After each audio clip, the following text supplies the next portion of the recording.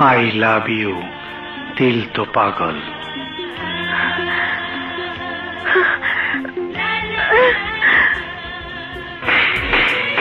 বসন্তের গল্প, রং, প্রেম আর নতুন শুরুর ঋতু।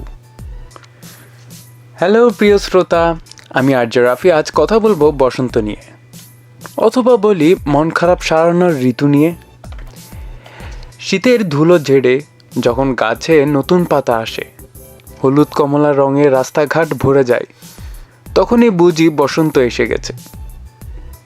বাংলা মাস ফাল্গুন আর চৈত্র, এই দুই মাসই আমাদের বসন্তকাল।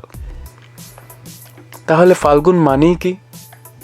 ফাল্গুন মানেই পলাশের আগুন রং, শিমুলের লাল হাসি, কৃষ্ণচূড়ার উচ্ছ্বাস, আর বিশ্ববিদ্যালয় ক্যাম্পাসে হলুদ শাড়ি, পাঞ্জাবি, খোপাই ফুল, গালে আলপনা। বাংলাদেশে বসন্ত উদযাপনের বড় আয়োজন পহেলা ফাল্গুন।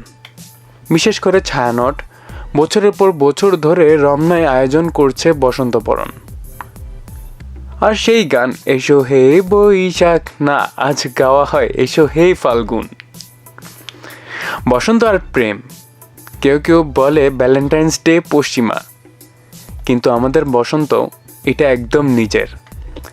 ফাল্গুন মানেই চোখে চোখ পড়া, হঠাৎ মন ভালো হয়ে যাওয়া, কাউকে নতুন করে ভালো লাগা। কারণ প্রকৃতি যখন নতুন হয়, মনও তখন নতুন হতে চায়।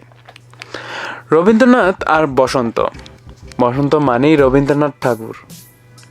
তার গানে, কবিতায়, নাটকে বারবার এসেছে ফাল্গুনের কথা। ফাগুন হাওয়ায় হাওয়ায় করছি যে দান, এই লান শুনলেই মন কেমন করে না। বসন্তের আসল মানে, বসন্ত শুধু ফুলের না, এটা পরিবর্তনের প্রতীক। পুরনো কষ্ট ঝেড়ে ফেলার সময়, নতুন স্বপ্ন দেখার সময়। যে গাছে পাতা ঝরে গিয়েছিল, সেই গাছই আবারও সবুজ হয়, মানে জীবনও পারে।